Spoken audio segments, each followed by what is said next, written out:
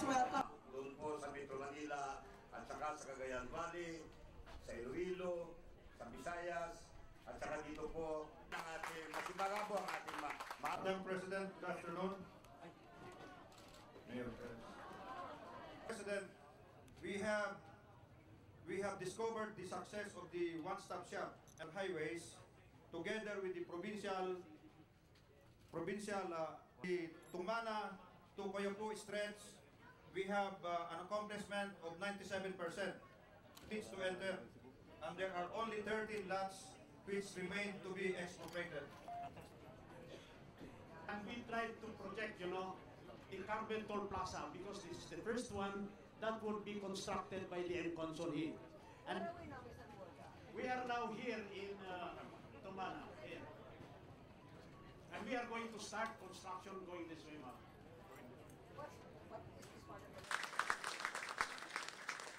So we have heard Mr. Murga tell us what they're going to do.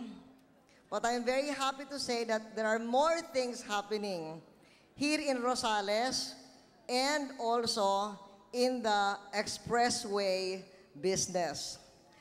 Here in Pangasinan, not only are we starting the construction of this private sector expressway, but also, since last November, we've already been constructing the re-regulating pond of the San Roque Dam.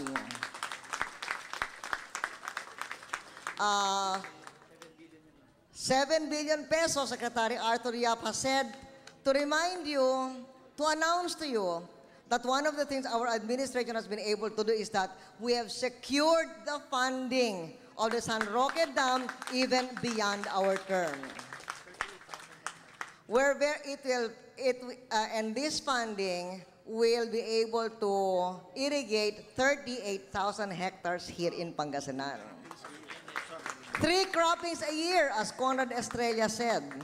And between the very fertile irrigation lands to be enabled by the San Roque Dam and the bustling economic activity that will happen here in Rosales because of this expressway, Rosales will surely become the city of Rosales.